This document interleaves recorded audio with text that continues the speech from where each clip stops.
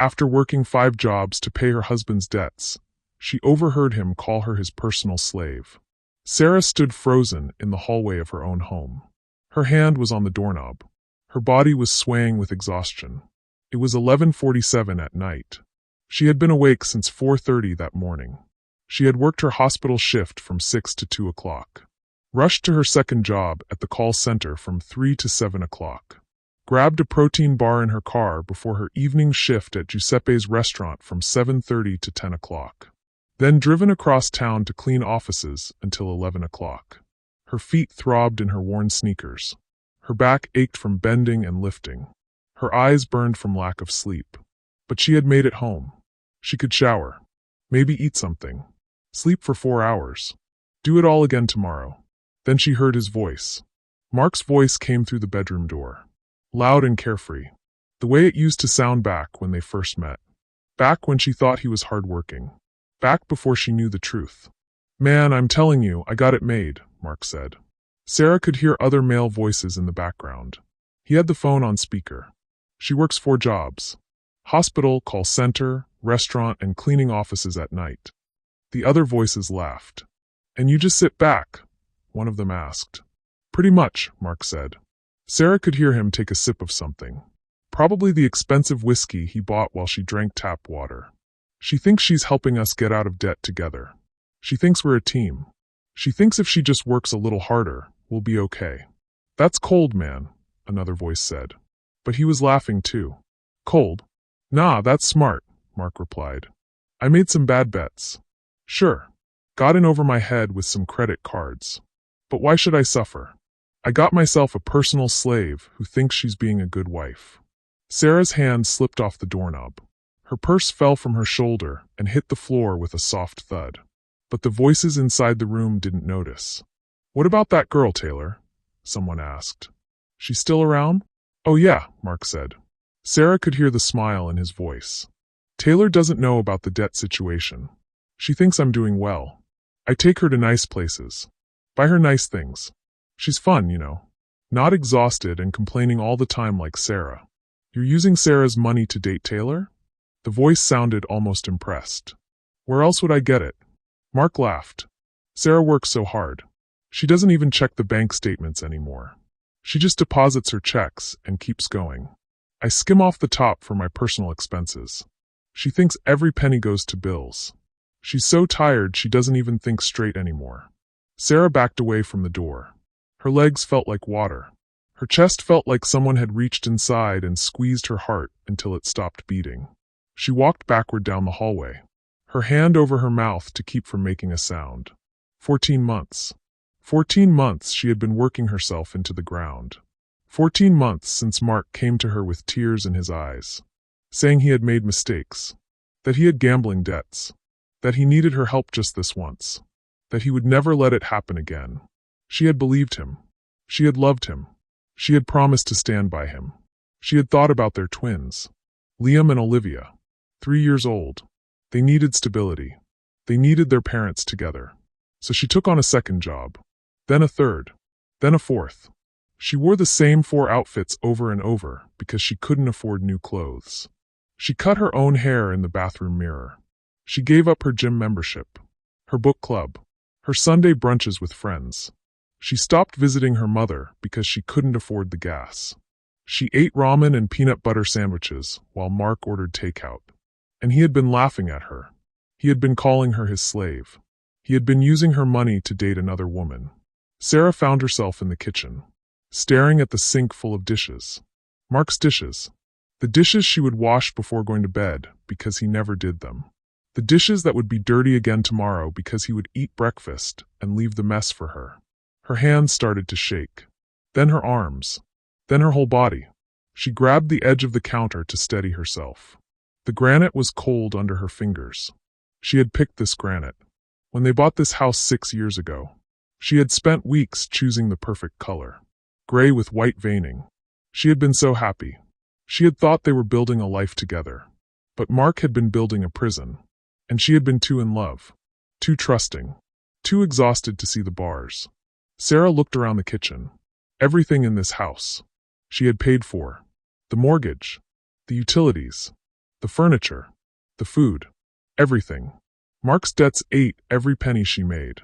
And somehow there were always more debts. More bills. More emergencies. Except they weren't emergencies. They were Taylor. Sarah's phone buzzed in her pocket. A text from the hospital, asking if she could pick up an extra shift tomorrow.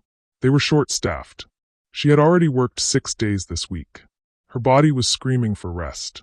But she had bills to pay. Mark's bills. No. The word formed in her mind like a crack of thunder. No.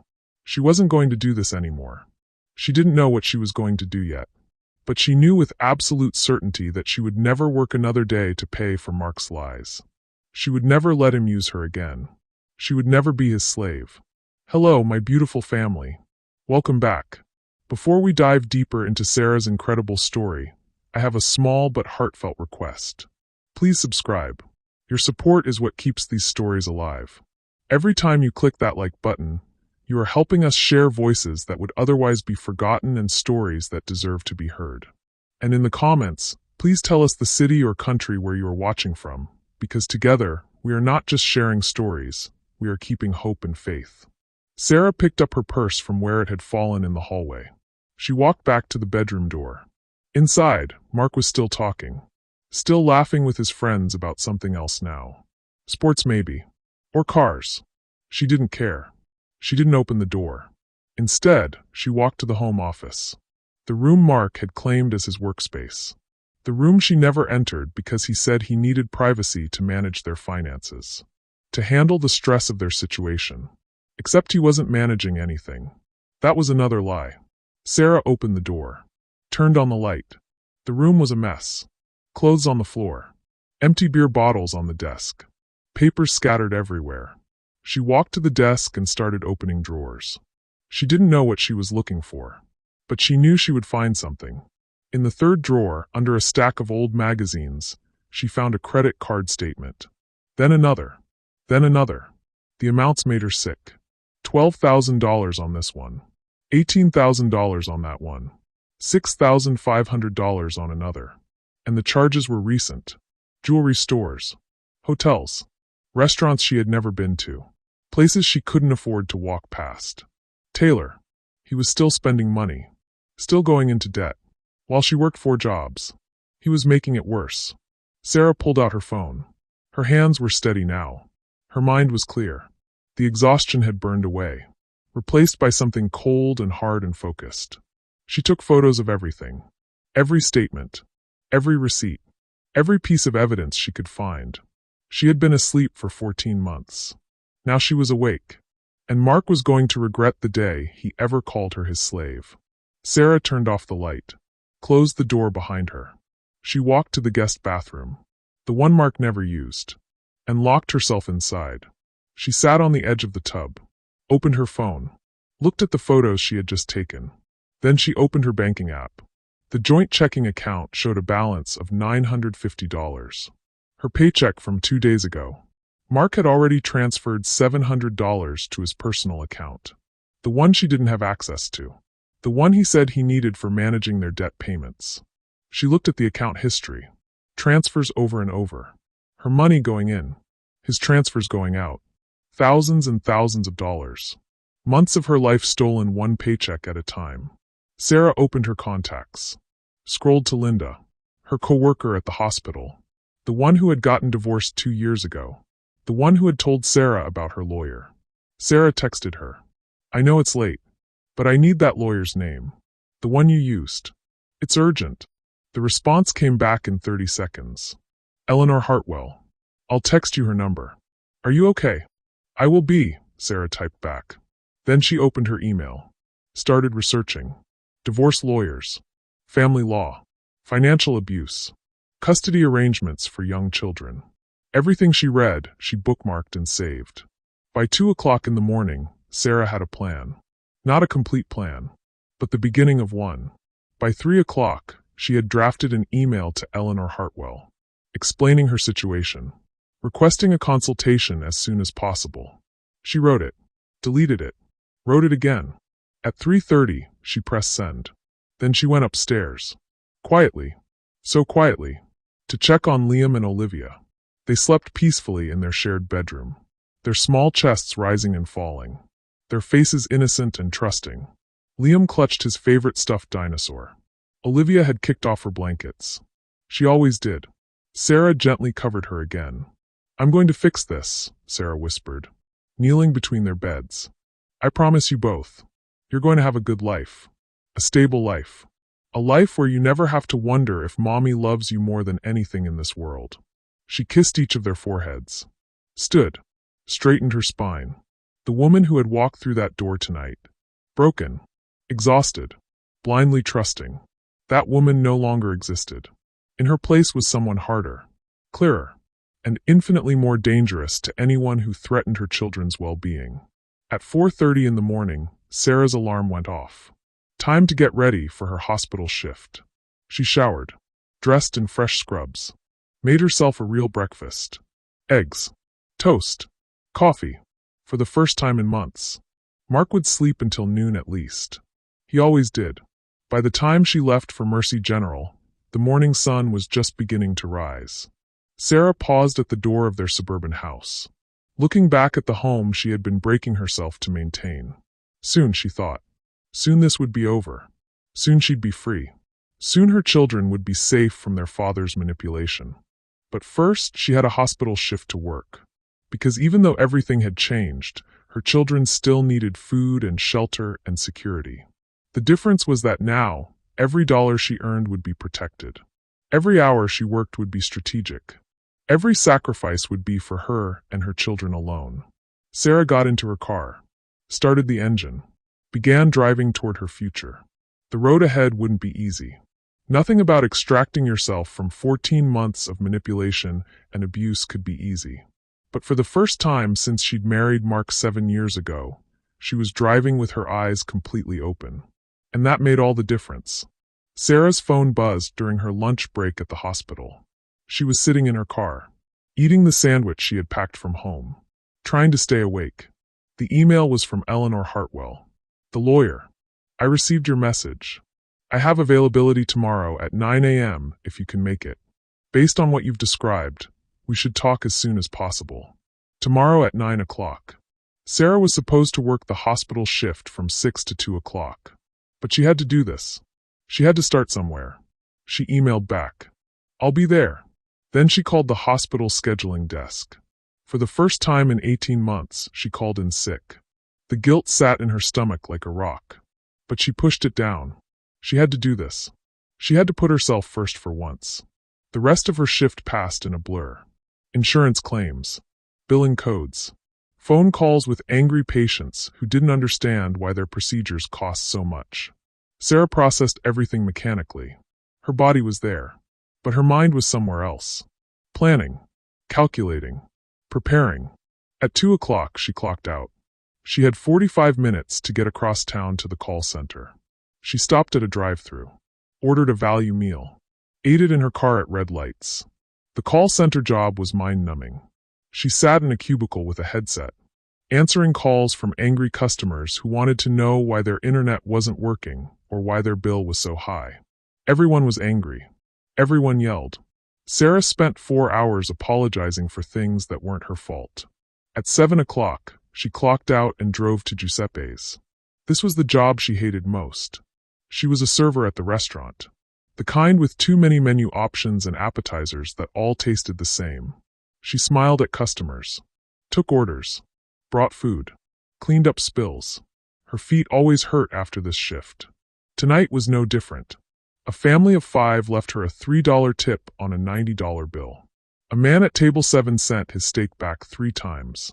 A woman at table 12 asked for 17 different modifications to her salad and then complained that it didn't taste right.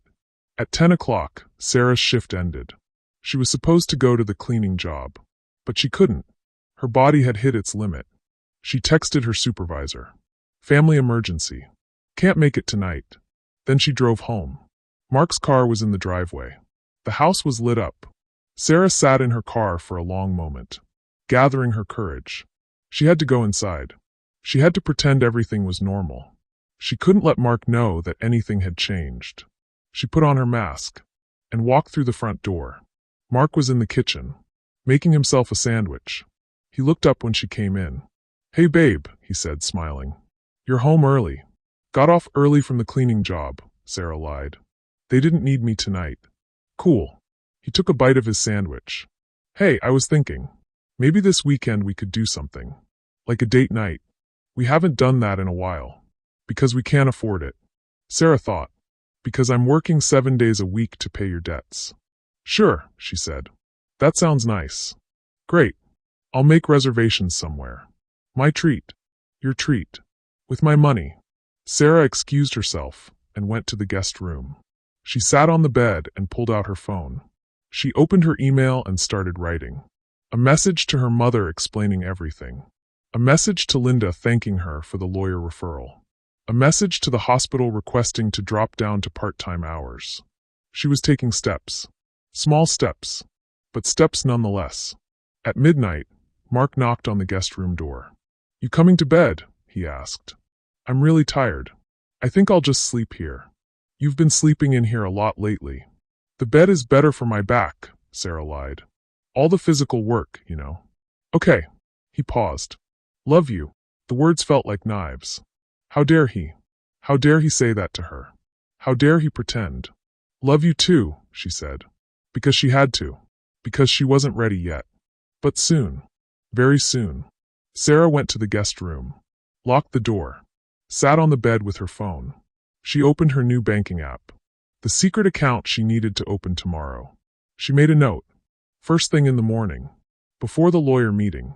Open new account. Transfer the $950. Keep it safe. Keep it hidden. Tomorrow she would meet with Eleanor.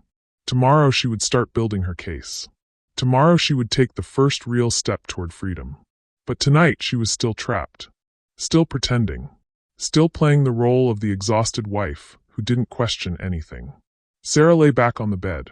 Stared at the ceiling. Listened to the TV in the living room. Mark was still watching. Still comfortable.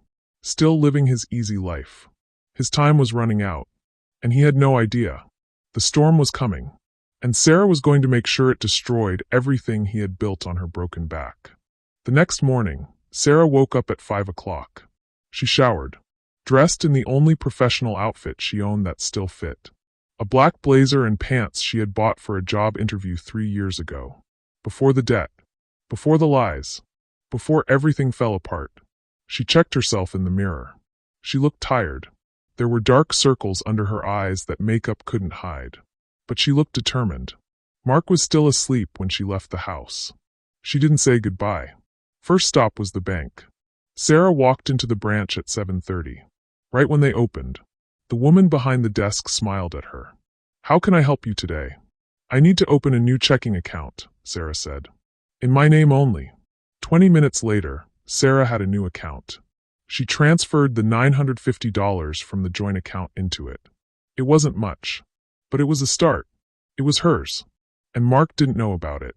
She asked for a new debit card. Express delivery. It would arrive in 2 days. "Is there anything else I can help you with?" the woman asked. "Yes," Sarah said. "I need to set up direct deposit for my paychecks. All 4 of them." She filled out the forms. Each one carefully.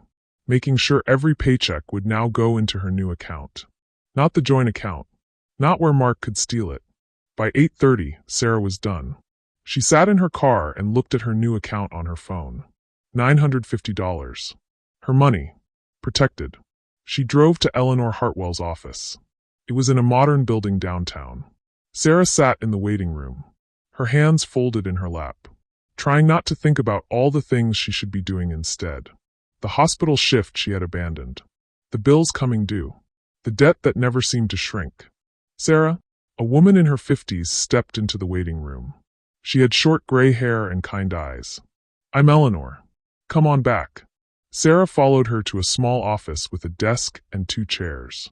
The walls were covered with diplomas and certificates. There was a photo of Eleanor with 2 teenagers. Both smiling. "So," Eleanor said, settling into her chair. "Tell me what's going on." Sarah told her everything. The 4 jobs. The debt Mark had created. The overheard conversation. The mistress. The money he had been stealing. Her voice shook at first, but grew steadier as she talked. Eleanor listened without interrupting. She took notes on a legal pad. When Sarah finished, Eleanor set down her pen and looked at her directly. First thing, Eleanor said. None of this is your fault.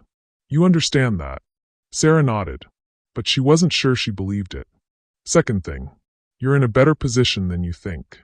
Did Mark tell you these were joint debts? He said we needed to pay them together. That we were a team. But did you sign anything? Credit card applications? Loan documents? Anything like that? Sarah thought back. No. He said he would handle the paperwork. Eleanor smiled. Then legally, those debts are his, not yours. Gambling debts especially. If you can prove you didn't consent to them, you're not responsible. Really? Really? And if he's been taking money from joint accounts without your knowledge to support an affair, that's financial infidelity. We can use that in the divorce. Divorce. The word hung in the air. Sarah had been married for 7 years. She had promised forever.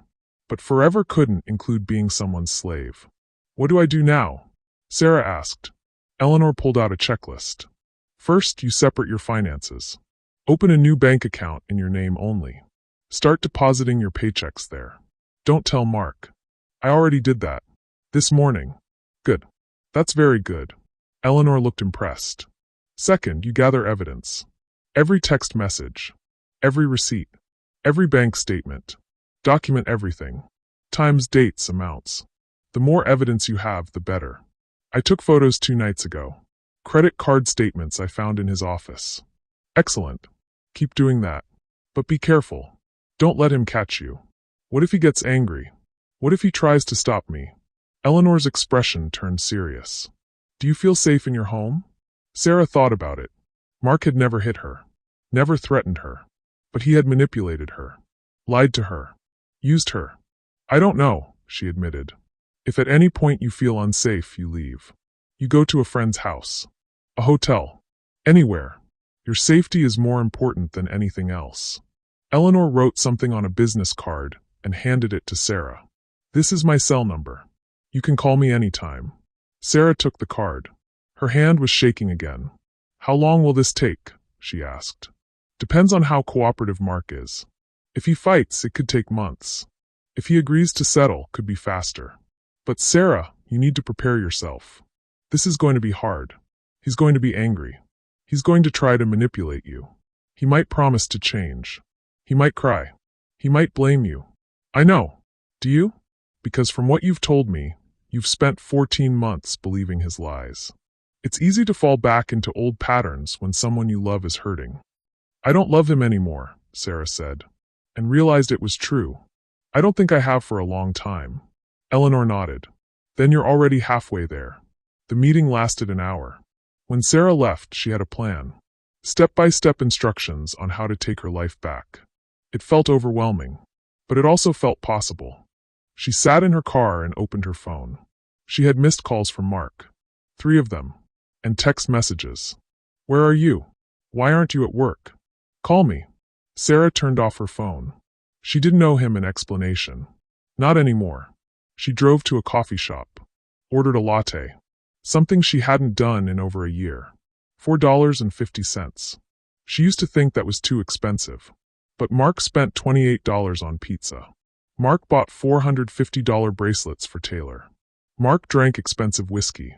Sarah could have a $4.50 latte. She sat in the corner and pulled out her notebook. The one where she tracked her work schedules. She flipped to a new page. Started making lists. Evidence to gather. More credit card statements. Bank records showing his transfers. Phone records if possible. Photos of his spending. Documentation of affair. Things to do. Find his secret phone again. Screenshot everything. Change passwords on important accounts. Talk to Mom about staying there if needed. Research therapists. People to tell. Mom. Linda. Maybe her sister Katie. Sarah looked at the lists. They were long, but manageable. One step at a time. One day at a time. She could do this. Her phone buzzed. She had turned it back on. Another text from Mark. Sarah, where are you? I'm worried. Please call me. He wasn't worried. He was scared.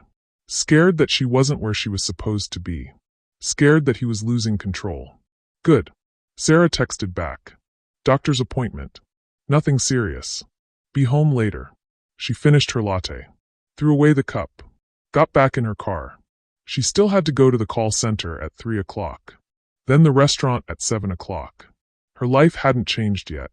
Not on the outside. She still had to work. Still had to pay bills. Still had to survive. But on the inside, everything was different.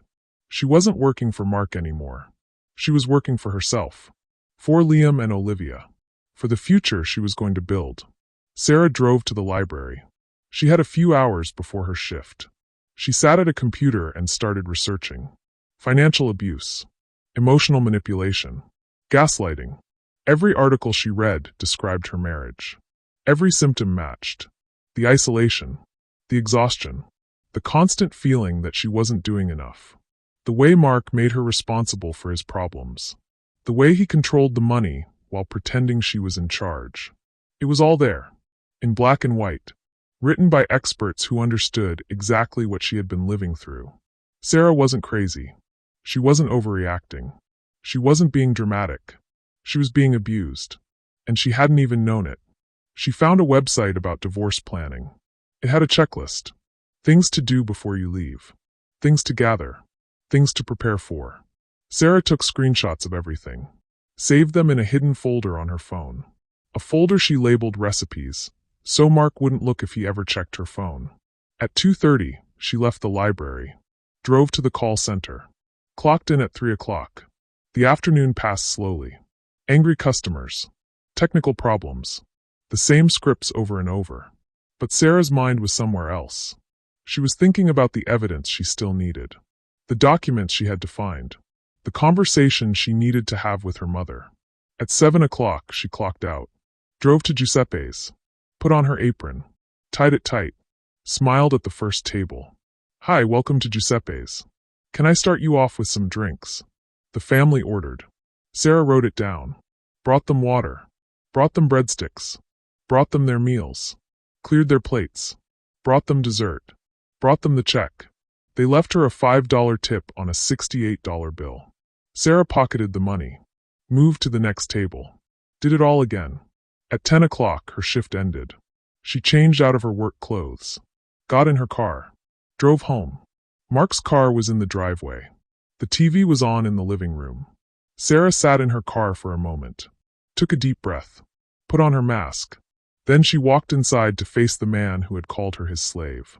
But this time, she knew something he didn't. She was already gone. She just hadn't left yet. 3 days passed. Sarah worked her shifts. Deposited her paychecks into her new account. Smiled at Mark. Pretended everything was normal. But she was gathering evidence. Every night. Every opportunity. On Sunday afternoon, Mark asked her to clean his car. Said it was disgusting. Said he would pay her $50. $50 from her own money. Given back to her as payment for more work. But Sarah said yes. Because she needed an excuse to search the car. Mark left for the gym at 2 o'clock. He went every day. Spent 2 hours working out. Another hour in the steam room. Time he could have spent working. Time he could have spent helping her. Sarah started with the trunk. Fast food bags. Empty water bottles. Gym clothes that smelled like they hadn't been washed in weeks. She threw it all away. Moved to the back seat. More trash. A receipt from a jewelry store. Dated 2 weeks ago. $450 for a bracelet. Sarah took a photo of the receipt. Put it back where she found it. The front seat was worse. The center console was full of gum wrappers and parking stubs. The glove compartment had old insurance cards and a bottle of cologne. Expensive cologne. Sarah had never smelled it on Mark at home. She was about to close the glove compartment when she saw it. A phone. Not Mark's iPhone. This was an Android. An older model. Tucked under the insurance papers. Sarah picked it up. The screen lit up. No password. Just a home screen with a few apps. Her heart was pounding. This was it. This was the evidence she needed. She opened the messages. The most recent conversation was with T. Sarah scrolled through the messages. Her stomach turned with every word. Miss you already, baby, Taylor had written. Miss you too, Mark replied. Counting down until Friday. What time can you get away? Noon. I'll tell her I have a job interview. Oh, you're terrible. What if she actually believes you? She always does.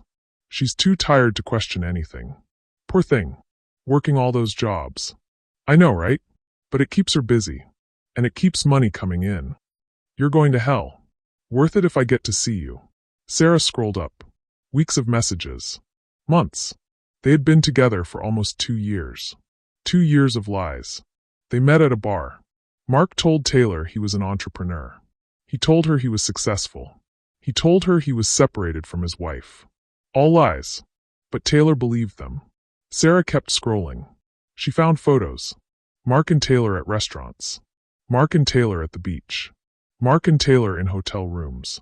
In some photos, Taylor was wearing jewelry. Expensive jewelry. The same jewelry from the receipts Sarah had found. Taylor was young. Mid-20s maybe. She had long red hair and a bright smile. She looked happy. She looked like someone who thought her life was going exactly the way it should. She had no idea she was dating a liar. A man who funded their relationship with his wife's money. Sarah took photos of everything. Every message. Every photo. Every piece of evidence. Her hands were shaking. But she kept going. Screenshot after screenshot. Then she found something else. Mark's banking app. Still logged in. Still open. Sarah opened it. And her blood ran cold. There was a separate checking account. In Mark's name only. With regular deposits. Deposits that didn't match his supposed unemployment. He had a job. He'd had a job for at least 6 months. Pulling in decent money. Remote consulting work. And he'd let her work herself into the ground anyway. Sarah photographed the bank statements. Every transaction. Every deposit. Every withdrawal. The evidence was overwhelming now. Undeniable. She put the phone back exactly where she found it.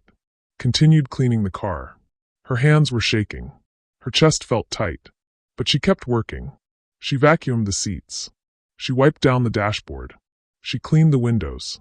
By the time Mark got home from the gym, the car looked brand new. Wow, he said, walking around it. This looks amazing. Thanks. No problem, Sarah said. He pulled out his wallet, handed her 2 20s and a 10. Here. For all your hard work. Sarah took the money. Her money given back to her like a tip. Thanks, she said. Mark went inside to shower. Sarah sat in her own car. Looked at the photos on her phone. Message after message of Mark and Taylor planning their future. A future that included Sarah's money, but not Sarah. She thought about confronting him. Walking into the house. Throwing the evidence at him. Screaming. Demanding answers. But that wasn't the plan. Eleanor had been clear. Gather evidence. Separate finances. Make a strategy. Then strike. Sarah opened her banking app. She had been depositing her paychecks into her new account for 3 days now. She had $1,847 saved. It wasn't much. But it was growing. She had also made an appointment to see a therapist. First session was tomorrow. Eleanor had recommended her. A woman who specialized in financial abuse and manipulation. Financial abuse. That's what this was. Sarah had looked it up. The patterns were all there. Mark controlling the money. Mark creating debt. Mark isolating Sarah through exhaustion. Mark making her believe she was responsible for his problems. Classic abuse. And Sarah had fallen for it completely. Her phone buzzed. A text from Mark. What do you want for dinner? I'm thinking Chinese takeout. Chinese takeout he would order with her money. While she ate leftovers. Sarah texted back. Whatever you want. Then she opened her photos. Looked at the pictures from Mark's secret phone again. She studied Taylor's face. The woman looked so happy. So carefree. Did Taylor know about the debt? Did she know Mark didn't work? Did she know he had a wife at home working herself to death? No.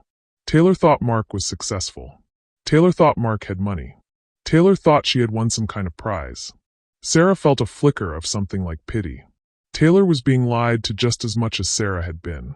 Maybe not in the same way. But lied to nonetheless. But Sarah wasn't going to warn her. Wasn't going to reach out. Wasn't going to help. Taylor had made her choices. She had chosen to be with a man who said he was separated. She had chosen to accept expensive gifts without questioning where the money came from.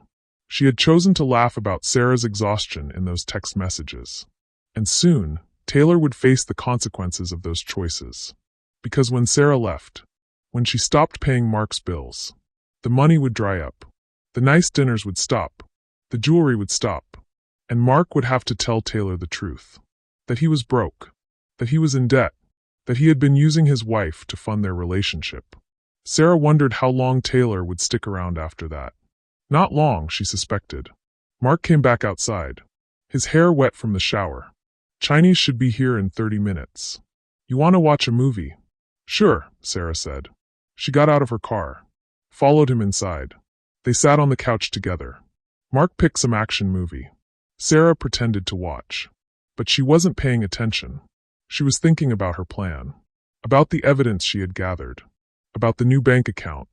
About the therapist appointment tomorrow. About the conversation she needed to have with her mother. She was thinking about freedom. Halfway through the movie, Mark put his arm around her. The gesture felt wrong. Invasive. Like he had no right to touch her anymore. But Sarah didn't pull away. Not yet. Soon, she told herself. Very soon. When the Chinese food arrived, Mark paid with cash. Sarah's cash from the joint account he still had access to. She ate 1 egg roll and some fried rice. Mark ate everything else. 3 cartons of lo mein. 2 orders of orange chicken. An entire order of crab rangoon. At 11 o'clock, Sarah said she was tired. Went to the guest room. Locked the door. Sat on the bed with her phone. She looked at the photos from Mark's secret phone one more time. Then she sent them all to Eleanor with a message. More evidence. Found his secret phone in his car. He's been planning meetups with her during times he told me he had job interviews. Also found proof he has a job and has been hiding income. Eleanor responded immediately. This is excellent. This proves financial fraud. Keep everything safe. Don't confront him yet. We're building an airtight case. Sarah set her phone down. Lay back on the bed. Stared at the ceiling. Listened to the TV in the living room. Mark was still watching movies. Still living his comfortable life. But his time was running out. And he had no idea the storm that was coming. Sarah closed her eyes. For the first time in 14 months, she felt something like hope. She was going to win this. She was going to protect her children. She was going to take her life back. And Mark was going to lose everything. The therapist's office smelled like lavender. Soft music played from hidden speakers. The woman behind the desk was in her 50s. Kind eyes. Calm voice. I'm Dr. Hayes, she said. Eleanor told me a little bit about your situation. But I'd like to hear it from you. Sarah had thought she would feel embarrassed. Talking to a stranger about her marriage. But instead she felt relief. This was someone who would listen without judgment. Someone who wouldn't tell her she was overreacting or being dramatic. She told Dr. Hayes everything. Not just the facts, but how she felt. The exhaustion. The confusion. The way Mark made her feel like she was never doing enough. The way he twisted every conversation to make her feel guilty. Dr. Hayes listened. She took notes. When Sarah finished, she set down her pen. What you're describing is called financial abuse, Dr. Hayes said. It's a form of control where one partner uses money to manipulate and dominate the other. Often the victim doesn't realize what's happening because it develops slowly over time. That's exactly what happened, Sarah said. Financial abuse rarely happens alone. It's usually accompanied by emotional abuse. Gaslighting. Isolation. Making you doubt your own judgment and reality. Sarah felt tears building behind her eyes. He always made me feel like I was the problem. Like if I just worked harder. If I just complained less. If I just trusted him more. Everything would be okay. That's gaslighting. He was rewriting reality to make you believe his version of events. I believed him for so long. That's not your fault, Dr. Hayes said firmly. Abusers are skilled at manipulation. They find your vulnerabilities and exploit them. What were you most afraid of when Mark first asked you to help with his debt? Sarah thought back. Losing our family.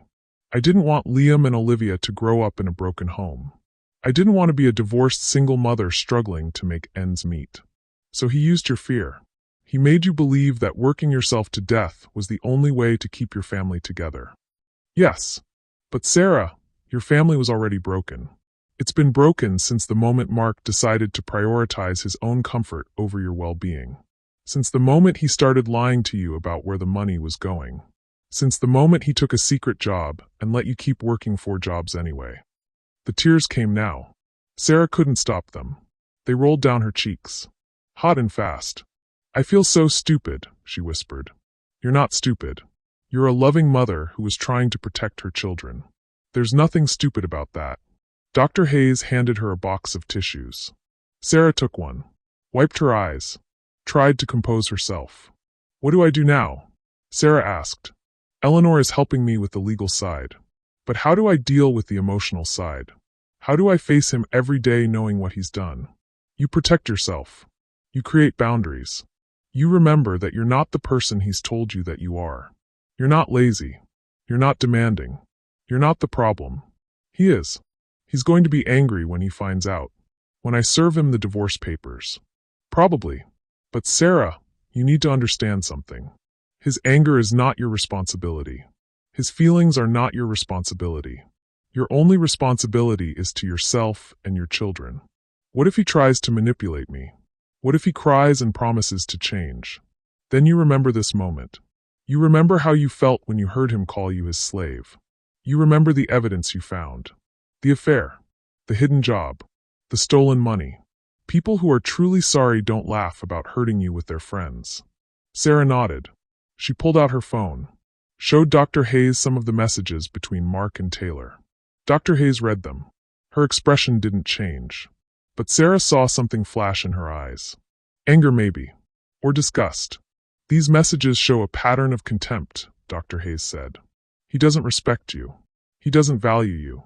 He sees you as a resource to be exploited. That's not love, Sarah. That's not even basic human decency. I know. I know that now. But for 14 months, I didn't know. I thought I was helping. I thought we were a team. You were being a team. He was being a parasite. The word hit hard. But it was accurate. How do I tell my kids? Sarah asked. They're only 3. How do I explain that Daddy isn't going to live with us anymore? You keep it simple. You tell them that Mommy and Daddy aren't going to be married anymore, but that you both still love them very much. You don't tell them the details. They're too young to understand. What they need to know is that they're safe, that they're loved, that their world isn't ending. But it feels like their world is ending. No, Dr. Hayes said firmly. Their world is beginning. Right now, they have a mother who's exhausted and stressed and barely present. After the divorce, they'll have a mother who's rested and happy and fully engaged. That's not a loss, Sarah. That's a gift. Sarah hadn't thought about it that way. When was the last time you played with Liam and Olivia? Dr. Hayes asked. Really played. Not just supervision while you're thinking about work, but actual engaged play. Sarah couldn't remember. It's been months. That's what financial abuse does. It steals your time, your energy, your ability to be present with the people you love. Mark took that from you. The divorce is how you get it back. I'm scared, Sarah admitted. That's normal. Change is scary. Even good change. But Sarah, staying in this marriage is scarier. What happens if you keep going like this? What happens in another year? Another 5 years? Sarah imagined it. More exhaustion. More debt. Mark taking more and more. Sarah giving everything until there was nothing left. I'd break, she said quietly. Yes, you would. And then who would take care of Liam and Olivia? The thought terrified her. Her children needed her. Not this broken, exhausted version of her, but the real her, the strong her, the her that existed before Mark. I need to do this, Sarah said. Yes, you do. I need to protect my kids. Yes. I need to protect myself. Yes, Sarah. You do. The session lasted an hour. When Sarah left, she felt lighter. Not happy exactly, but clearer, more sure of her path. She sat in her car and opened her phone. She had a text from her mother. Linda told me what's happening. Why didn't you tell me sooner? Call me, please.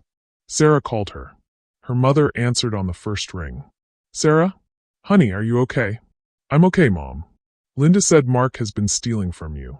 That he has a mistress. That you've been working 4 jobs. It's all true. Her mother was quiet for a moment. I knew something was wrong. Every time I called, you sounded so tired.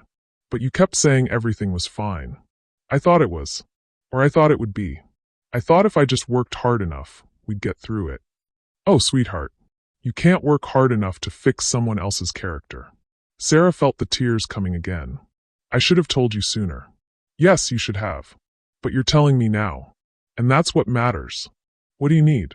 Money. A place to stay? Help with the kids. I might need all of that. Eleanor says the divorce could take months. Mark's going to fight. Then you come stay with me. You and the twins. As long as you need. But Mom, your house is small. And you're already helping Katie with her kids. I don't care. You're my daughter. Liam and Olivia are my grandchildren. We'll make it work. Sarah felt something loosen in her chest. Relief maybe. Or gratitude. She wasn't alone.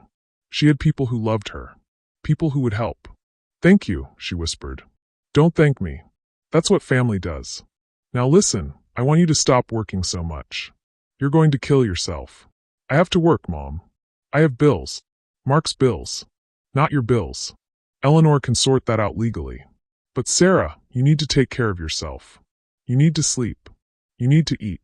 You need to be healthy for this fight. I know. Do you? Because from what Linda tells me, you're running on fumes. I'll try to cut back. Don't try. Do it. You hear me? Yes, Mom. They talked for another 20 minutes. Making plans. Discussing logistics. By the time Sarah hung up, she had a backup plan. A safety net. A place to go if things got bad. She checked the time. 11:30. She was supposed to work the call center shift at 3 o'clock. Then the restaurant at 7 o'clock. Then the cleaning job at 10 o'clock. But Dr. Hayes was right. She was running on fumes. And she needed to be strong for what was coming. Sarah called the call center. Quit effective immediately. They weren't happy. But she didn't care. She called the cleaning company. Quit that too. That left 2 jobs. The hospital and the restaurant. It was enough. It would have to be enough. She still had to make money. Still had to survive. But she didn't have to kill herself anymore. Sarah drove to the hospital. She wasn't scheduled to work. But she wanted to talk to her supervisor. She found him in his office. Sarah, what are you doing here? I need to talk to you about my hours. I need to cut back. He looked surprised. Cut back? You've been picking up every extra shift we offer. I know, but I can't anymore. I need to work just my regular schedule. 6 to 2 o'clock, Monday through Friday. Nothing else. Is everything okay? It will be, Sarah said. He studied her for a moment, then nodded. Okay, I'll update the schedule. Thank you. Sarah left the hospital, got in her car, sat there for a moment. She had just quit 2 jobs. She was cutting her hours at the hospital. She was making less money. And somehow she felt better than she had in months. Because this was her choice. Not Mark's. Not debts. Hers. She was taking back control. One decision at a time. Sarah got home at 6 o'clock. Earlier than Mark had seen her in months. His car was in the driveway. She took a deep breath. Put on her mask. Walked inside. Mark was on the couch. Playing video games. He looked up when she came in. You're home early, he said. Suspicious. I quit 2 of my jobs, Sarah said. Mark paused his game. You what? I quit the call center and the cleaning job. It was too much. I was exhausted. Mark stood up. His face was turning red. Sarah, we can't afford that. We have bills. We have debt. You have debt, Sarah said quietly. Not we. You. What's that supposed to mean? It means I'm tired, Mark. I'm so tired. And I need to cut back. Cut back? Are you serious right now? We're drowning in debt, and you want to cut back. Sarah looked at him. Really looked at him. The anger on his face. The indignation. Like he had any right to be upset. I'll still work the hospital and the restaurant, she said. That's 2 jobs. That's more than most people work. It's not enough. We need that income. Then maybe you should get a job. The words hung in the air. Mark stared at her. I've been looking, he said. You know that. The market is tough right now. Is it? Sarah asked. Is the market tough? Or are you just not trying? I can't believe you're saying this. After everything I'm going through. The stress of this debt. The pressure. And now you're attacking me. There it was. The manipulation. The twist. Making her the bad guy. But Sarah saw it now. Clear as day. I'm not attacking you, Mark. I'm setting a boundary. I can't work 4 jobs anymore. I need sleep. I need time with our kids. I need a life. We don't have the luxury of a life right now. Not until we pay off this debt. Your debt. Mark's eyes narrowed. What's gotten into you? Nothing. I'm just tired. You've been acting weird for days. Sleeping in the guest room. Coming home late. Now quitting jobs. What's going on? I told you. I'm exhausted. Is there someone else? Sarah almost laughed. The projection was so obvious. So textbook. No, Mark. There's no one else.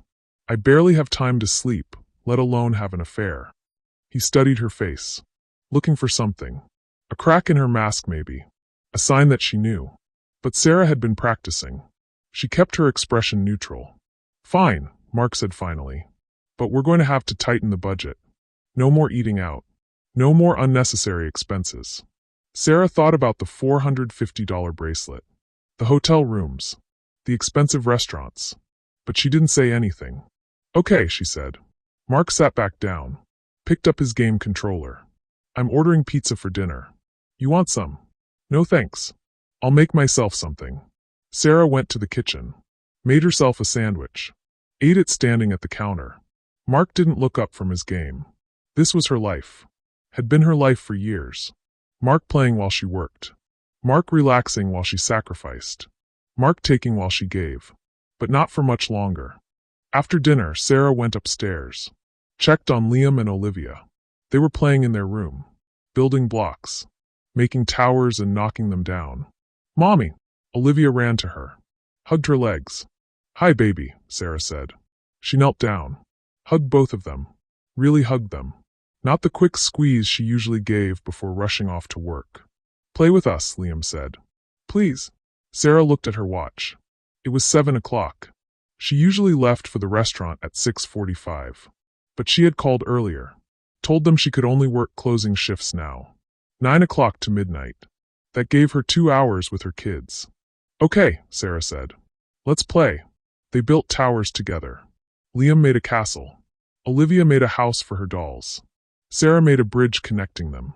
This is the best, Olivia said. Sarah felt her throat tighten. When was the last time she played with them? Really played? Not just supervised while thinking about work, but actually engaged. Dr. Hayes was right. Financial abuse didn't just steal money. It stole time, presence, life. At 8:30, Sarah gave them baths. Read them books. Tucked them into bed. Mommy, Liam said. Are you going to work? Soon. But not for a few more minutes. I like when you're home, he said quietly. Sarah kissed his forehead. Me too, baby. Me too. She stayed until they fell asleep. Then she changed into her restaurant uniform. Went downstairs. Mark was still on the couch. Still playing games. I'm leaving for work, Sarah said. Okay, he said. Not looking up. Sarah drove to Giuseppe's. Started her shift at 9 o'clock. The restaurant was busy. Friday night dinner rushed bleeding into the late evening crowd.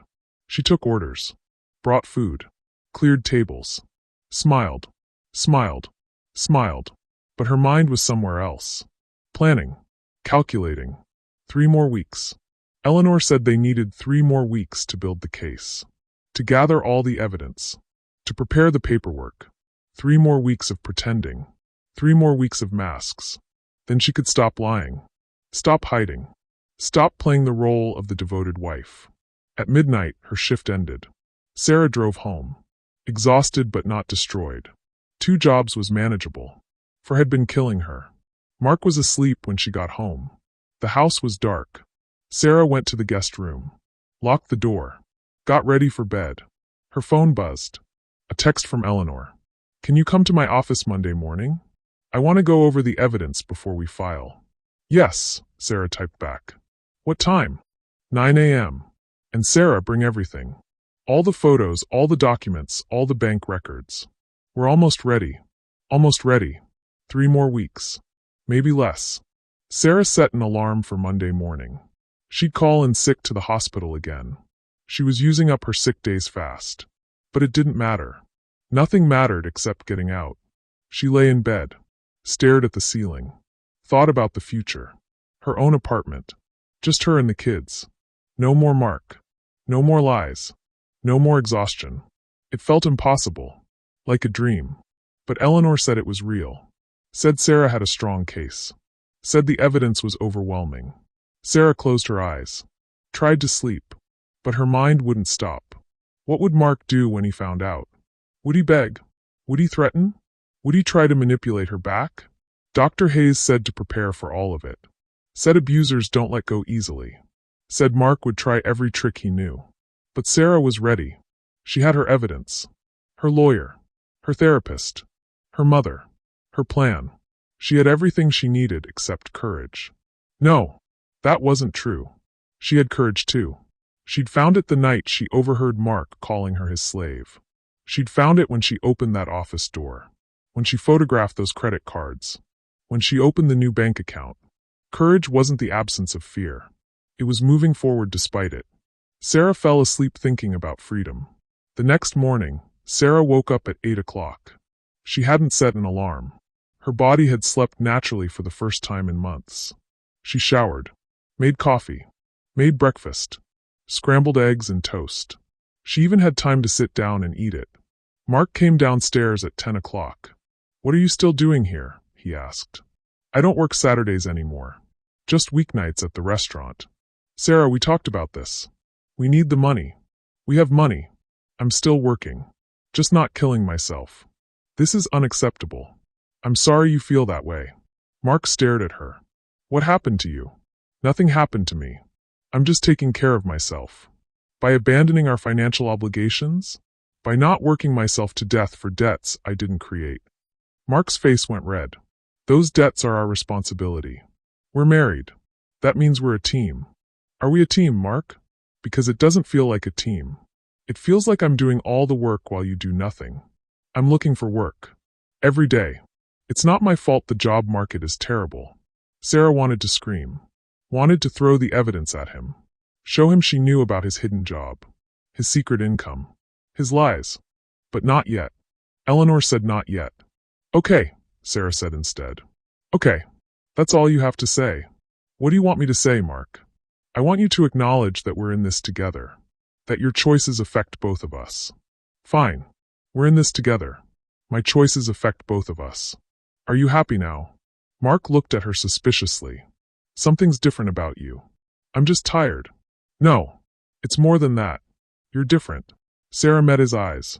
Held his gaze. "Maybe I am. Maybe 14 months of working 4 jobs while you sit on the couch has changed me. That's not fair. Isn't it?" They stared at each other. A standoff. Finally, Mark looked away. "I'm going to the gym," he said. "Okay." He grabbed his keys. Slammed the door on his way out. Sarah sat at the kitchen table. Her hands were shaking. That was the first time she'd pushed back. The first time she'd said what she really thought. And it felt good. Scary. But good. Her phone buzzed. A text from her mother. "How are you holding up?" "Good," Sarah typed. "Better than I expected." "When are you telling him?" 3 weeks. Maybe less. Eleanor is finalizing everything. You can do this. I'm proud of you. Sarah read the message again. I'm proud of you. When was the last time someone said that to her? She couldn't remember. But she could do this. She would do this. For herself. For Liam. For Olivia. For the life they all deserved. Monday morning, Sarah sat in Eleanor's office. Spread across the desk were months of evidence. Credit card statements. Bank records. Screenshots from Mark's secret phone. Photos of receipts. Eleanor looked through everything. Methodical. Careful. Making notes. "This is excellent," she said. "We can prove financial fraud. Adultery. Hidden income. Everything we need." "So what happens now?" Sarah asked. "Now we file. I'll prepare the divorce petition. We'll request full custody of the children. We'll request that Mark be solely responsible for his debts. And we'll request spousal support given that he's been employed while lying about it." "How long until we file?" 1 week. "I want to make sure everything is perfect. Once we file, Mark will know. And things will get difficult. He already suspects something. I've been different. He keeps asking what's wrong. What do you tell him? That I'm tired. That working was too much. He doesn't believe me. But he doesn't know what else it could be." Eleanor leaned forward. "Sarah, I need to prepare you for what's coming. When Mark gets served with divorce papers, he's going to be angry. Very angry. He's going to realize he's losing his income source, his comfortable life, his control over you. What will he do? He'll probably try to manipulate you. Promise to change. Cry. Beg. When that doesn't work, he might get angry. Threatening. You need to be ready. I'll go to my mother's. As soon as he's served. Good. Do you have everything important packed? Not yet. Start packing. Slowly. Things Mark won't notice. Kids' clothes. Important documents. Medications. Pack it all in boxes. Store it at your mother's. So when the day comes, you can leave quickly. Sarah nodded. Her heart was racing. This was really happening. In 1 week, her marriage would be over. Officially. Legally. What about the kids? Sarah asked. How do I prepare them? You don't. Not yet. They're too young to understand. You tell them after you leave. After you're safe. You keep it simple. Mommy and Daddy aren't going to live together anymore. But we both love you very much. Mark is going to fight for custody. Let him try. We have evidence that he's unemployed by choice. That he's committed financial fraud. That he's having an affair. No judge is going to give him custody. Best case for him is supervised visitation. Sarah felt relief wash over her. She'd been so afraid Mark would take the kids. Use them as leverage. But Eleanor was confident. One more thing, Eleanor said. The joint account. How much is in it? Maybe $200. I've been depositing everything in my new account. Good. Leave it that way. Let him have the $200. It's not worth fighting over. Focus on the big picture. Sarah left Eleanor's office with a timeline. 1 week to pack. 1 week to prepare. Then everything would change. She drove to her mother's house. Her mom lived in a small ranch house 20 minutes away. Small but cozy, with a spare bedroom and a basement. Sarah, her mother opened the door, pulled her into a hug. How are you holding up? I'm okay. Eleanor says we file next week. Next week? Oh, honey, that's so soon. I know, but it needs to be soon. Before I lose my nerve. They sat at the kitchen table. Sarah's mother made tea. Peppermint. The kind Sarah had loved as a child. I need to start bringing things over, Sarah said. Clothes for the kids.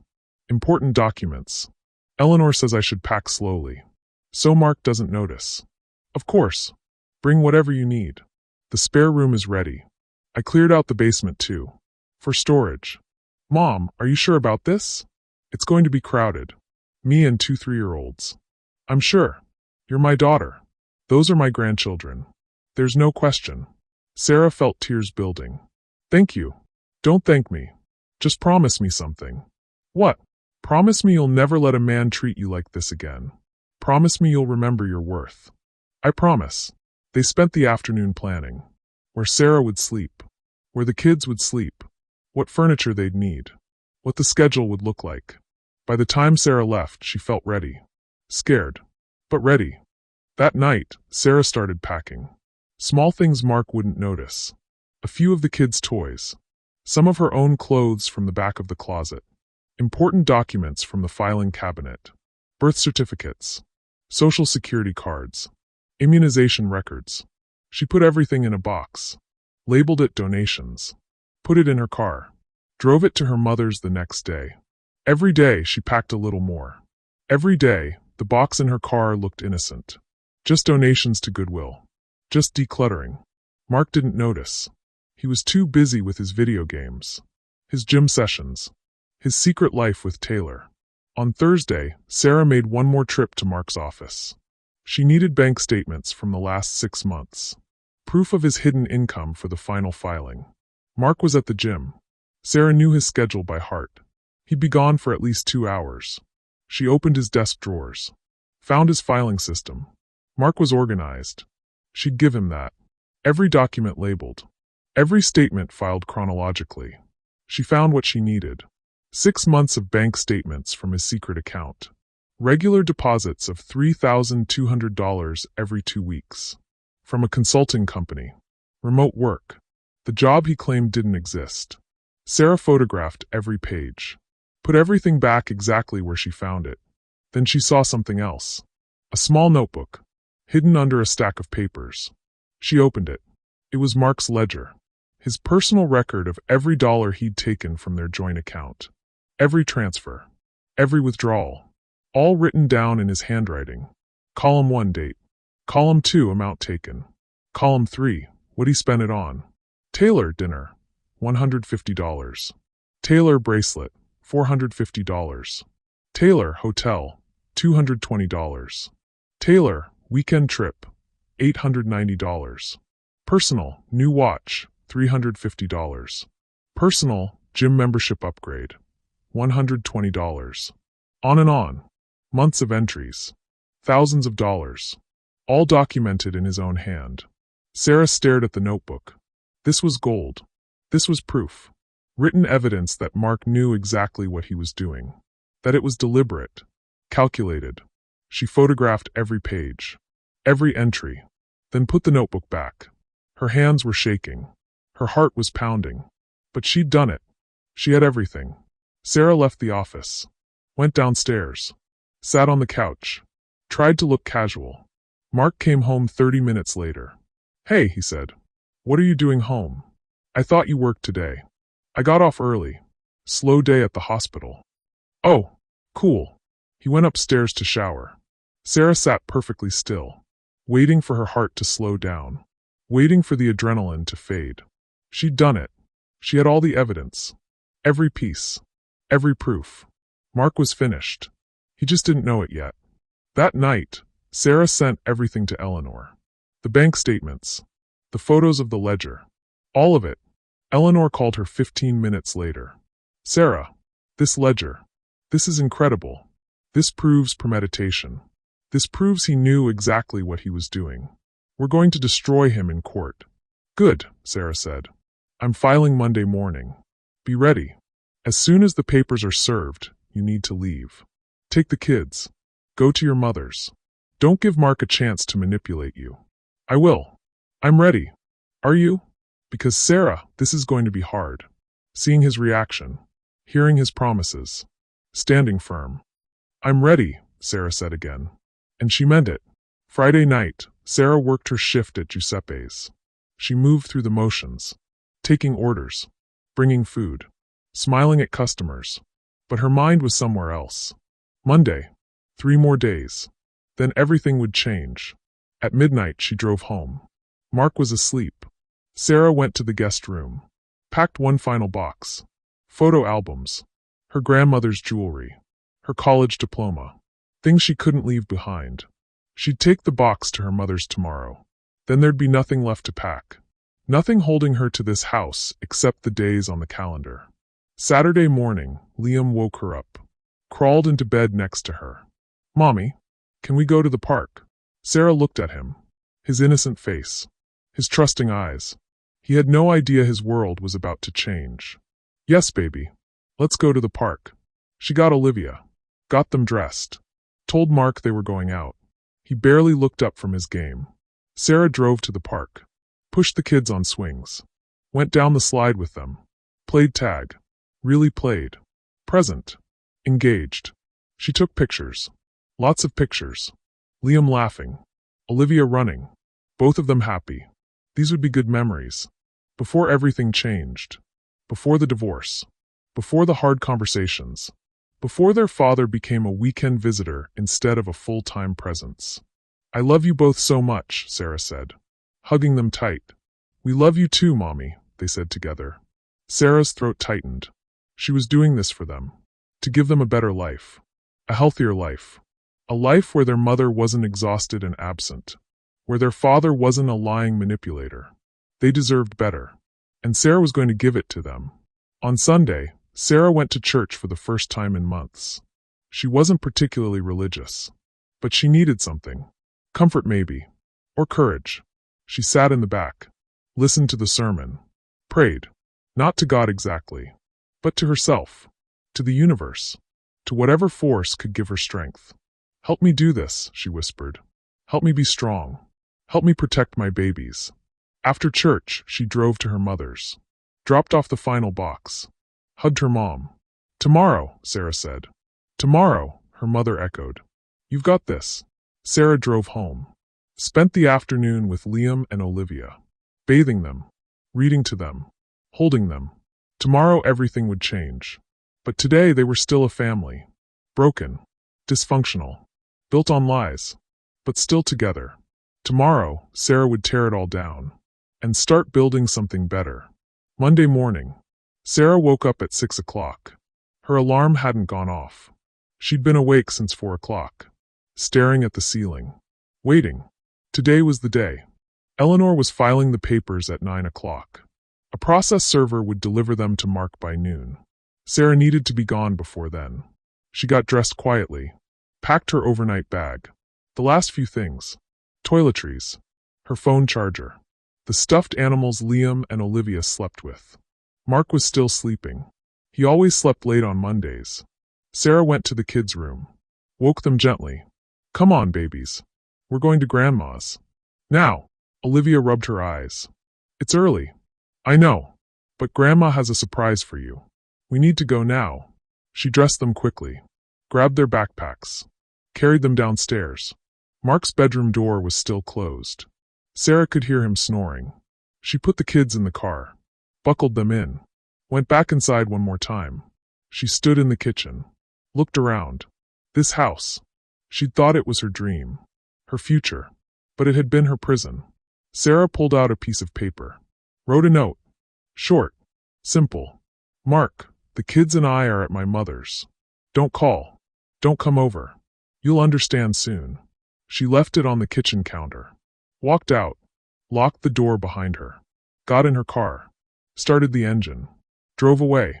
In the rearview mirror, she watched the house get smaller. Smaller. Gone. "Mommy," Liam asked from the back seat, "why are we going to Grandma's?" "We're going to stay with her for a little while." "What about Daddy?" Sarah's throat tightened. "Daddy's going to stay at the house." "Why?" "I'll explain later, baby. I promise." They drove in silence. Sarah's hands gripped the steering wheel, her knuckles white, her heart pounding. She'd done it. She'd left. After 14 months of working herself to death. After years of believing Mark's lies. She'd finally left. At her mother's house, Sarah unloaded the kids. They ran inside, excited to see their grandmother. "Sarah!" Her mother hugged her tight. "You did it." "I did it," Sarah whispered, and burst into tears. All the stress, all the fear, all the exhaustion. It came pouring out. Sarah sobbed into her mother's shoulder. Like a child. Like someone who'd been holding it together for too long. "It's okay," her mother said. "You're safe now. You're home." At 12:15, Sarah's phone rang. "Mark." She didn't answer. He called again, and again, and again. Then the text started. "Sarah, where are you? Why did you take the kids? What's going on? Call me now." Sarah turned off her phone. Eleanor had warned her. Don't engage. Don't respond. Let the lawyer handle everything. At 1 o'clock, Eleanor called her mother's landline. "He's been served," Eleanor said. "The process server found him at home. He's furious." "What did he say?" "He's denying everything. Says you're lying. Says you're crazy." Standard response. "Don't worry. We have the evidence." "What happens now?" "Now we wait. He has 30 days to respond. His lawyer will contact me. We'll negotiate. Or we'll go to court. Either way, Sarah, you're not going back to him." "I know. How are you feeling?" "Terrified. Relieved. I don't know. Everything. That's normal. Call me if you need anything." "And Sarah? You did the right thing." Sarah hung up, sat on her mother's couch, stared at the wall. She'd done it. She'd really done it. There was no going back now. At 3 o'clock, Mark showed up at her mother's house. Sarah heard his car pull into the driveway. Heard him get out. Heard him bang on the door. "Sarah, I know you're in there. Open the door." Sarah's mother stood up. "I'll handle this." "Mom, don't." But her mother was already at the door. She opened it, stepped outside, closed it behind her. Sarah could hear muffled voices. Mark yelling. Her mother's calm responses. Then Mark's car door slamming. The engine starting. Tires squealing as he drove away. Her mother came back inside. "What did he say?" Sarah asked. "He wanted to see the kids." "I told him no.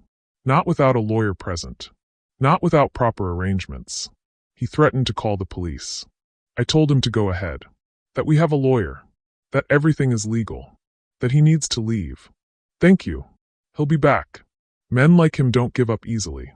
Sarah knew she was right. This was just the beginning. That night, Sarah couldn't sleep. She lay in her mother's guest room. Listened to Liam and Olivia breathing in the twin beds beside her. They'd fallen asleep easily, exhausted from the day's confusion. But Sarah's mind wouldn't stop. What was Mark doing right now? Was he angry? Scared? Plotting? Her phone was still off. She'd turned it back on once. Saw 47 missed calls from Mark. Dozens of text messages. She turned it off again. Eleanor had been clear. No contact. Everything goes through lawyers now. At 2 o'clock in the morning, Sarah heard a car outside. She got up, looked out the window. Mark's car, parked across the street. Just sitting there, watching the house. Sarah's heart raced. She went to her mother's room. Woke her up. Mom. Mark's outside. Her mother got up, looked out the window. I'm calling the police. No, don't. He's not doing anything illegal. He's stalking you. We don't have a restraining order yet. Eleanor said he's allowed to be on a public street. Then we get a restraining order. We will. Tomorrow. Eleanor's filing for one.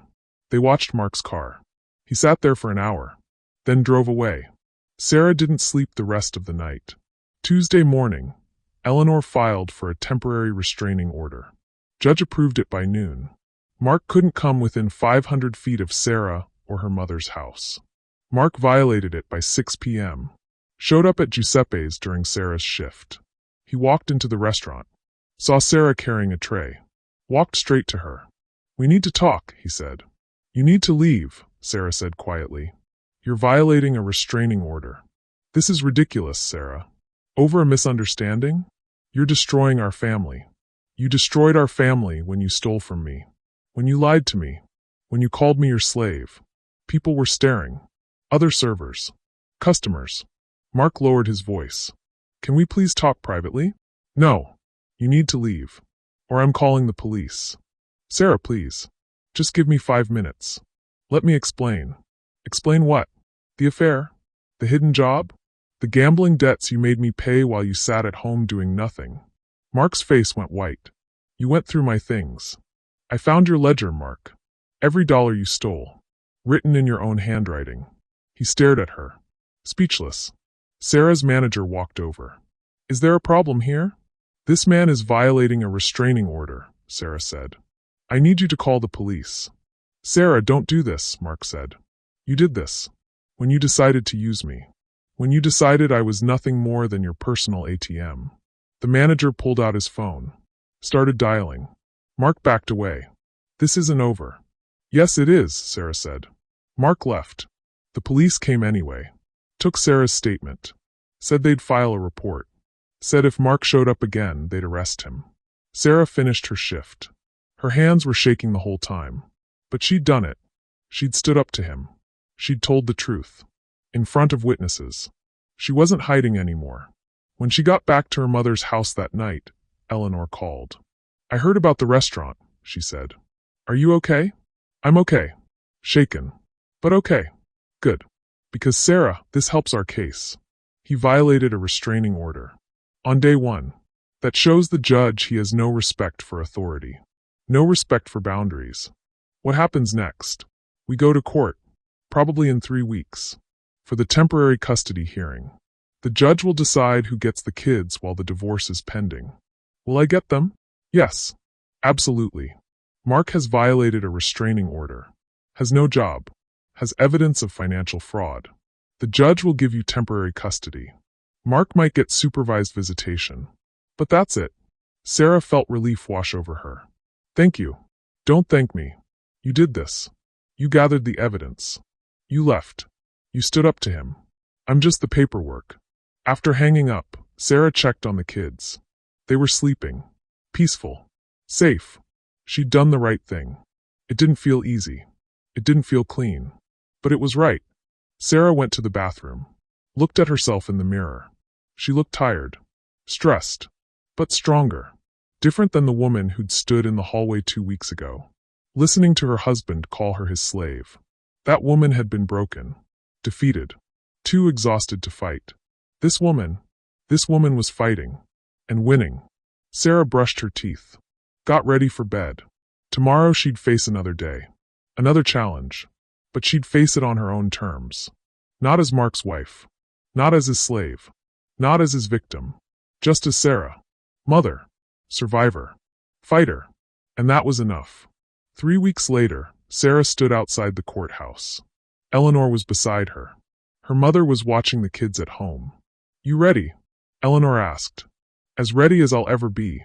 They walked inside, through security, down the hall, to courtroom 3B.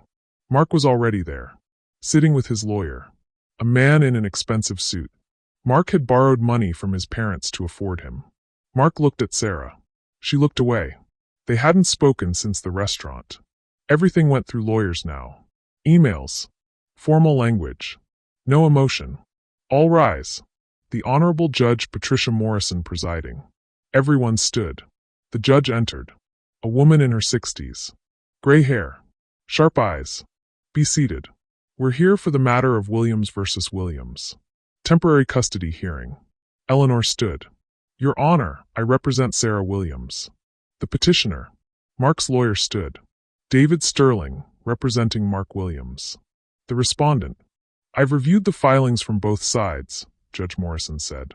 "Mrs. Williams, your attorney has provided substantial evidence of financial abuse, adultery, and hidden income. Mr. Williams, your attorney claims these allegations are false. That Mrs. Williams abandoned the marital home without cause." "That's correct, Your Honor," Sterling said. "Then let's hear from Mrs. Williams first. Take the stand." Sarah stood, walked to the witness box, put her hand on the Bible, swore to tell the truth. Eleanor approached. "Mrs. Williams, can you describe your marriage?" Sarah took a deep breath. "For the past 14 months, I worked 4 jobs to pay debts my husband created through gambling. I worked from 6 a.m. until midnight most days. I was exhausted. I barely saw my children." "Did your husband work during this time?" "He told me he was looking for work, that the job market was tough. But he was lying. He had a remote consulting job. He was earning $3,200 every 2 weeks." "How do you know this?" "I found his bank statements, and a ledger, where he documented every dollar he took from our joint account." Eleanor pulled out documents, entered them as evidence. The bank statements, the photos of the ledger, all of it. "Your Honor, these documents show Mr. Williams was employed while allowing his wife to work herself to exhaustion. He was taking money from their joint account to fund an extramarital affair." Sterling stood. "Objection. Mrs. Williams invaded my client's privacy by going through his personal documents." "These documents were in the marital home," Eleanor said. "Mrs. Williams had every right to access them." "Overruled," Judge Morrison said. "Continue." Eleanor showed the text messages, the photos of Mark and Taylor, the hotel receipts, the jewelry store charges. Mark's face got redder with each piece of evidence. "Mrs. Williams, why did you leave?" Eleanor asked. "Because I overheard my husband on the phone with his friends. He called me his personal slave. He bragged about how exhausted I was, how I didn't question where the money went. He was using me, and I couldn't let my children grow up watching that." "Thank you. No further questions." Sterling approached. "Mrs. Williams, isn't it true that you abandoned the marital home without warning?" "I left to protect myself and my children." "You took the children without my client's permission." "I took my children to my mother's house, where they're safe, where they have stability. My client has a right to see his children." "Your client violated a restraining order within 24 hours of it being issued," Sarah said. "He stalked me. He harassed me at my workplace. He didn't care about seeing the children. He cared about controlling me." Sterling paused. He hadn't expected Sarah to push back. "No further questions," he said. Mark took the stand next. Sterling asked him questions. Softball questions. About how much he loved his kids. How he wanted to be a good father. How Sarah had taken them away unfairly. Then Eleanor stood for cross-examination. "Mr. Williams, you testified that you love your children. How many diapers did you change last month?" Mark blinked. "I don't know. I didn't count." How about bath times? How many nights did you give them baths? Sarah usually handles that. Because she was home after working 4 jobs? She's better at it than me. Or, because you were busy playing video games? Objection, Sterling said. Sustained, the judge said. Ms. Hartwell, stick to facts. Mr. Williams, you testified that you were looking for work. But we have evidence you've been employed for 6 months. Why did you lie to your wife? Mark shifted in his seat. I wanted to surprise her. Save up money to pay off the debts faster. Yet the debts didn't decrease. In fact, they increased. Because you were spending the money on your girlfriend. Taylor. That's not. We have your ledger, Mr. Williams. Written in your own handwriting. Taylor bracelet, $450. Taylor, hotel, $220. Should I continue? Mark was silent. You also testified that Mrs. Williams abandoned the home without cause. But you violated a restraining order. You showed up at her workplace. You stalked her mother's house at 2 o'clock in the morning. Is that the behavior of someone who wants to peacefully co-parent? I just wanted to talk to her. You wanted to control her. Just like you controlled her for 14 months. Making her work 4 jobs while you sat at home. Stealing her money. Lying about where it went. And when she finally left, you couldn't handle losing that control. Objection. Sterling was on his feet. Argumentative. Withdrawn, Eleanor said. No further questions. Judge Morrison looked at her notes. The courtroom was silent. I've heard enough, she said. Mr. Williams, your behavior is deeply concerning. You lied to your wife about employment. You misappropriated marital funds. You engaged in an extramarital affair. And when your wife left, you violated a restraining order within 24 hours. Your Honor, I can explain. I'm not finished. Mrs. Williams worked 4 jobs to support your family while you played video games and spent her money on another woman. That's not a partnership. That's exploitation. Mark's lawyer tried to speak. The judge held up her hand. Temporary custody is awarded to Mrs. Williams. Full physical custody. Mr. Williams will have supervised visitation. 2 hours per week. At a court-approved facility. Until we have the final hearing. Your Honor, Mark started. Furthermore, Mr. Williams is ordered to pay temporary child support. Based on your actual income, not your claimed unemployment. $800 per month. Effective immediately. Sarah felt tears building. She'd won. The judge believed her. Believed the evidence. Additionally, Mr. Williams is solely responsible for the gambling debts. Mrs. Williams did not consent to these debts. Did not sign for them. They are not her responsibility. Eleanor squeezed Sarah's hand under the table. This court is adjourned. The final divorce hearing will be scheduled for 3 months from now. Mr. Williams, if you violate the custody order or the restraining order again, you will be held in contempt. Do you understand? Yes, Your Honor, Mark said quietly. Everyone stood. The judge left. Mark and his lawyer walked out quickly. Mark didn't look at Sarah. In the hallway, Eleanor hugged her. You did it. You won. We won, Sarah said. No. You won. You gathered the evidence. You left. You stood up to him. I just filed the paperwork. Sarah's mother called. How did it go? We won, Mom. Full custody. He gets 2 hours a week. Supervised. Her mother started crying. Oh, thank God. Thank God. Sarah drove back to her mother's house. Walked inside. Liam and Olivia ran to her. Mommy. She hugged them both. Held them tight. Babies, I need to tell you something. Mommy and Daddy aren't going to be married anymore. Why? Olivia asked. Because sometimes grown-ups can't live together. But we both still love you so much. Will we see Daddy? Liam asked. Yes. You'll see him every week. But you're going to live with Mommy. At Grandma's house. For now. Okay, Liam said. And just like that, he went back to playing. Kids were resilient. More resilient than adults gave them credit for. That night, after the kids were asleep, Sarah sat with her mother in the kitchen. What happens now? Her mother asked. Now I rebuild. I'm going to look for an apartment. Something small. Just for me and the kids. I'm going to finish my physical therapy degree. The one I quit when I met Mark. How will you afford it? Mark has to pay child support. $800 a month. Plus I'm still working at the hospital and Giuseppe's. It won't be easy, but it'll be mine. My life. My choices. I'm proud of you, her mother said. Thank you for letting us stay here. For everything. You're my daughter. That's what family does. 2 months later, Sarah moved into a small 2-bedroom apartment. Nothing fancy. But it was clean. Safe.